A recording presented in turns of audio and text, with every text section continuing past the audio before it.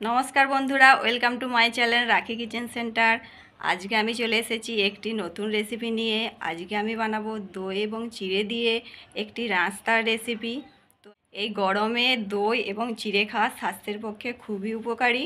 চিড়ে আমাদের পেটকে ঠান্ডা রাখে এবং দইও আপনারা জানেন সকলেই যে দই আমাদের শরীর থেকে অতিরিক্ত টক্সিন বের করে দেয়, শরীরকে ভালো রাখে। দুটো জিনিস দিয়ে এই মুখরোচক এবং হেলদি ও টেস্টি একটি রেসিপি বানাবো। তো আমি বলবো না যে আজকে আমি কী রেসিপি বানাবো, আমার বাবু সেটা লিখে আপনাদেরকে দেখাবে যে আমি কী রেসিপি। দই চিড়া বানানোর জন্য আমাদের যে উপকরণগুলি লাগবে সেগুলি হলো, এখানে নিয়ে নিয়েছি আমি চিনি পরিমাণ মতো, নিয়েছি হলুদের গুঁড়া, নিয়েছি লঙ্কার গুঁড়া, নিয়েছি স্বাদ মতো লবণ, আর নিয়েছি গোটা জিরে, নিয়েছি টক দই, আর এখানে নিয়ে নিয়েছি আমি সুজি। আমি এটা সাদা তেল দিয়ে বানাবো। আর এখানে আমি নিয়েছি চিড়াটা আমি ভিজিয়ে রেখেছি, আর নিয়েছি কারি পাতা কুচি এবং পেঁয়াজের কুচি। এবার আমি যে চিড়াটাকে ভিজিয়ে রেখেছি, আমি 15-20 মিনিটের মতো চিড়াটাকে ভিজিয়ে রেখেছি। এই চিড়াটাকে আমি এবারে ম্যাশ করে নেব ভালো করে। একটি পাত্রে নিয়ে নিলাম চিড়াটা,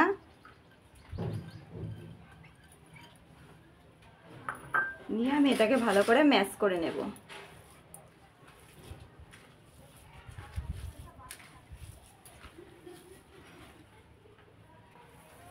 ভালো করে আমি চিড়াটাকে ম্যাশ করে নেব। তো বন্ধুরা, এখন প্রচণ্ড গরম, এই গরমে চিড়া খাওয়া খুবই স্বাস্থ্যের পক্ষে উপকারী। চিড়া আমাদের পেটকে ঠান্ডা করে এবং এই চিল্লাতে আমি দেব টক দই। তো টক দই এই গরমে খাওয়া খুবই। চিড়াটা আমি ম্যাশ করে নিয়েছি। আমি এখানে নিয়েছি 100 গ্রামের মতো চিড়ে নিয়েছি। দেখুন বন্ধুরা, আমি এখানে নিয়েছি সুজিটাও আমি 100 গ্রামের মতোই নিয়েছি। তো এবার আমি চিড়ের সাথে সুজিটাকে মিশিয়ে দেব। এবার আমি দিয়ে দেব অল্প পরিমাণে জল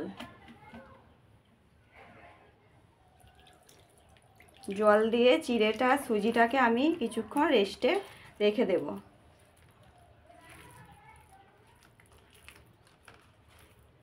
এইভাবে ভালো করে একটু মিশিয়ে নিয়ে আমি চাপা দিয়ে কিছুক্ষণ রেস্টে রেখে দেব। আমি নিয়ে নিয়েছি একটি বড় পাত্র। এই বড় পাত্রটির মধ্যে আমি সমস্ত উপকরণগুলোকে মিশিয়ে নেব। তার জন্য আমি যে মিশ্রণটা সুজির যে মিশ্রণটা আমি রেস্টে রেখেছিলাম একসাথে মিশিয়ে জল দিয়ে, এটা আমি প্রথমে দিয়ে দিচ্ছি।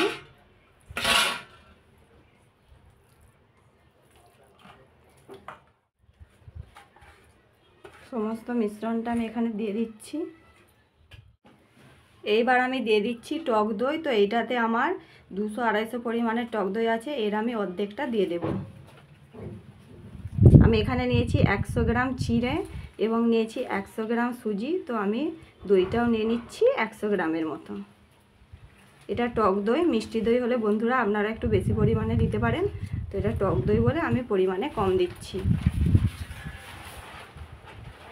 এইবার আমি একে একে উপকরণগুলো যেগুলো নিয়েছিলাম, চিনি নিয়েছি, গোটা জিরে, নুন, আর নিয়েছি কাশ্মীরি লঙ্কার গুঁড়ো, আর নিয়েছি হলুদ, এইগুলো আমি মিশিয়ে দেব।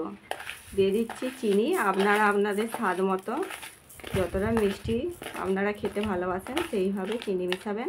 এবার আমি দিয়ে দিচ্ছি গোটা জিরে, দিয়ে দিচ্ছি আমি লবণটাও আপনারা স্বাদ মতো দিবেন। আর দিয়ে দিচ্ছি অল্প 1 চিমটি পরিমাণের হলুদ।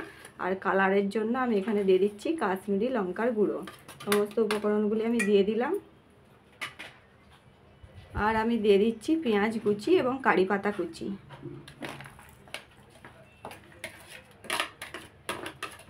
আমি এখানে একটা বড় সাইজের পেঁয়াজ কুচি করে রেখেছি, সেটা আমি দিয়ে দিলাম। এবারে ভালো করে সমস্ত উপকরণগুলিকে আমি ভালো করে মিশিয়ে নেব। সমস্ত উপকরণগুলো আমি ভালো করে একসাথে মিশিয়ে নিয়েছি। এইবার আমি দিয়ে দেব পরিমাণ মতো জল। আমি এখানে অল্প অল্প করে জল মেশাবো, খুব পাতলাও করব না এবং খুব গাঢ়ও করব না ব্যাটারটা। এইভাবে অল্প অল্প করে জল মিশিয়ে, একদম বন্ধুরা আপনারা একবারে জল মেশাবেন না, তাহলে পাতলা হয়ে যেতে পারে ব্যাটারটা। এইভাবে অল্প জল মিশিয়ে আমি ভালো করে ব্যাটারটা বানিয়ে নেব। দেখুন বন্ধুরা, আমার ব্যাটারটা একদম পারফেক্ট হয়ে গেছে। আমি একবারই যে পরিমাণে জল দিয়েছি তাতেই একদম পারফেক্ট হয়ে গেছে। তো এবার আমি ব্যাটারটা এক পাশে রেখে দেব। দই চিড়ের চিল্লা বানানোর জন্য আমি এখানে একটি ননস্টিকের তাওয়ায় গরম করে নিয়েছি। এবার আমি দিয়ে দিচ্ছি 1 চামচ পরিমাণে সাদা তেল।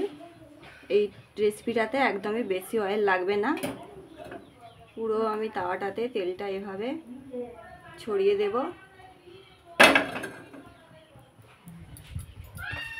এইবার আমি যে ব্যাটারটা বানিয়ে রেখেছি এটা আমি তাওয়ায় দিয়ে দেব।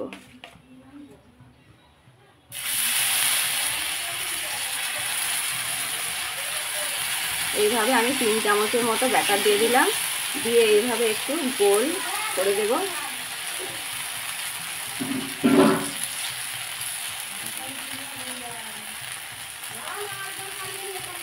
আমি এই সময় গ্যাসের ফ্লেমটাতে লোতে রাখবো।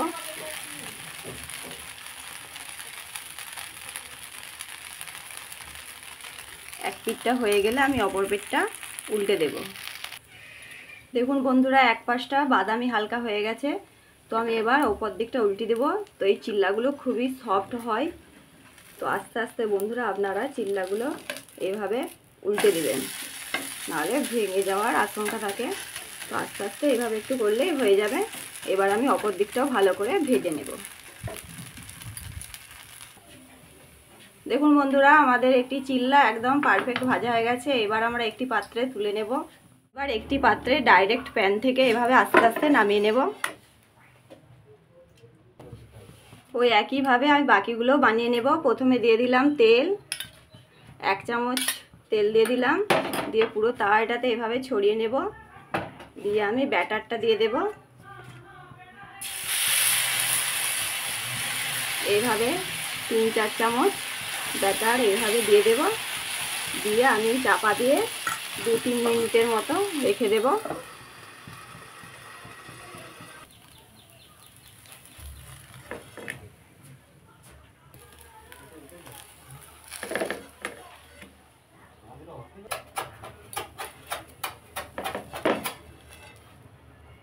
দেখুন বন্ধুরা, আমাদের দই চিড়ের চিল্লা একদম রেডি হয়ে গেছে খাওয়ার জন্য। তো আমরা টেস্ট করে দেখে বলবো যে কেমন হয়ে। আমার বাবু আজকে টেস্ট করে বলবে কেমন হচ্ছে। বেটু,